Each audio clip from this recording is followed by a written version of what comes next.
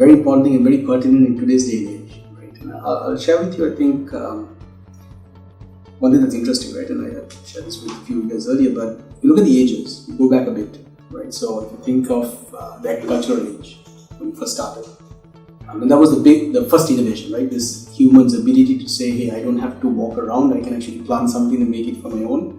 It was the biggest transformation and innovation for humankind that got us to where we are. And in that time, in the agricultural age, the differentiator of those who were the haves and the have-nots was those who had land. So if you own land, you on the right side of the fence. You did really well. You go next, you go into the industrial age, right? And at that point, if you hadn't converted land into capital, right? If you didn't have free capital to be able to buy machinery, buy steam, be able to be innovative, really be entrepreneurial, you didn't take off, right? So that kind of made a big shift, and people kind of moved on. Those who were blessed with capital, who could access capital faster, did well in the industrial age. You now kind of go to the knowledge age, right? Which people think we are, but I think in many ways we've actually surpassed from that. In the knowledge age, it was about digital. If you had access to digital, if you had access to internet, if you were able to be savvy with digital, if you could get information easier or better than someone else, you did well. And that all of us are blessed with that. If you look back, and that was a complete differentiator, right? Whether it be education, all that stuff. I think where we are right now, actually, we've surpassed that. We're now actually in the imagination age, right? So knowledge age is behind us. Just having knowledge doesn't help. And with the imagination age, if you think of the differentiator, let me ask you, what do you think the differentiator is in the imagination age? I think it's about having the will to do it, the initiative. Absolutely. So it's called motivation. That's the differentiator, right? And there's one very distinct difference about that now. Compared to the other three, what's the difference? I think you have the tools and the resources readily at your fingertips to be able to do what you want. You're right. So the distinction of motivation compared to land, capital, and digital, it's an internal job. There's no one else to blame. Right? In the other three, you could have always said, I wasn't born into inheritance, I was on the wrong side of it, I didn't get access to it.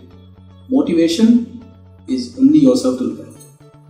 Only you can bring that motivation to the table.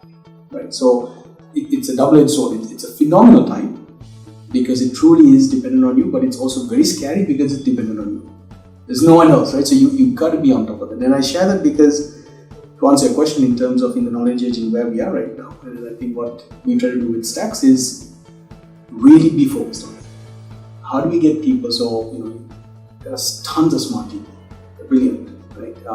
Shelf life for brilliance is very low now, right? What was brilliant yesterday is not going to be brilliant today because there's something newer, faster that has come up. So you've got to have this innate curiosity and wanting to do better. So for us, a lot of who we hire, who we nurture, who we model ourselves is around creating motivation, right? So a lot of that starts from us really having a purpose in what we do, right? Something that's very unique and kind of ties into who we are, right? And it has to talk to Kumunu Raya fundamentally, right? It has to be from a leadership perspective, it has to be something that we embrace. It's got to be relevant from those who we make money from, it's got to be relevant to the masses that we have.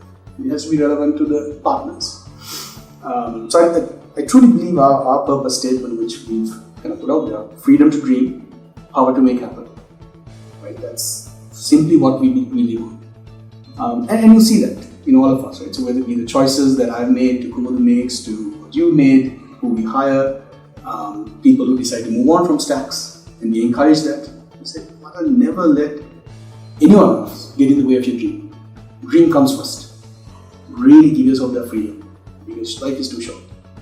And I think that purpose and that sense of really inculcating that at the forefront has ensured that those who join us and who we've been privileged to kind of have part of our journey, whether it be for 6 months, whether it be for 10 years with some of the people that we've had, every moment counts because they've been motivated, right? And I think that's the key, right? It's not about, as I said, the knowledge or digital or whatever, it's about how you self-motivated to really challenge yourself and do better the next day.